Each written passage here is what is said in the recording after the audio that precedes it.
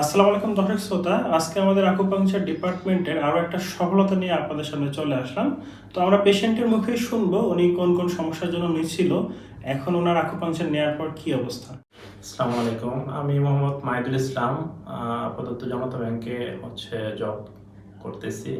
আমি দীর্ঘদিন প্রায় ৮-১০ বছর থেকে শারীরিক পিঠ ব্যথায় ভুগতেছিলাম।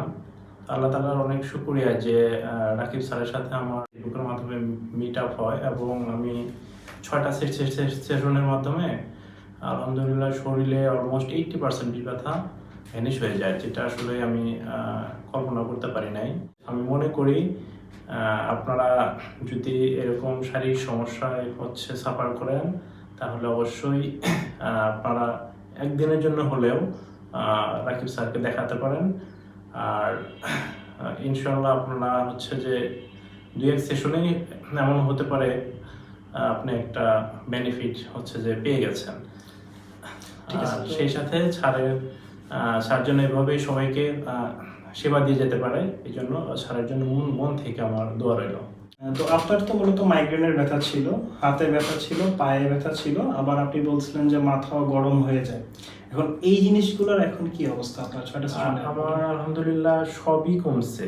আমার মাথা অনেক হট থাকতো, কম্পারেটিভলি অনেক এখন কম হট থাকে। আর মাইগ্রেনের ব্যথা যে অনেকটাই কমে গেছে। আপনার কোমর ব্যথাও যে আলহামদুলিল্লাহ আশানুরূপ ইমপ্রুভমেন্ট পেয়েছি। এগুলোর জন্য তো আপনি আগেও ওষুধ খাইছিলেন, ডাক্তার দেখাইছিলেন। আমি এর আগে বঙ্গবন্ধু মেডিকেল হসপিটালে দেখিয়েছিলাম, সেখানে ৩ মাস ওষুধ সেবন করি। তাতে করে আমার ৫ থেকে বড় যে 10%-এর মতো পেইন রিলিফ হয়েছিল। দীর্ঘদিন থেকে যে একটা ভালো একটা ট্রিটমেন্টের জন্য সার্চ করতেছিলাম। আলহামদুলিল্লাহ সর্বোপরি আল্লাহ তাআলা আপনার খোঁজ পাইয়ে দিলেন এবং আমি যে ম্যাক্সিমাম যে বেনিফিটটা এখানে পেলাম আলহামদুলিল্লাহ। তো দর্শক, রোগীর মুখেই শুনলেন উনি বিভিন্ন ধরনের ব্যথায় আক্রান্ত ছিলেন।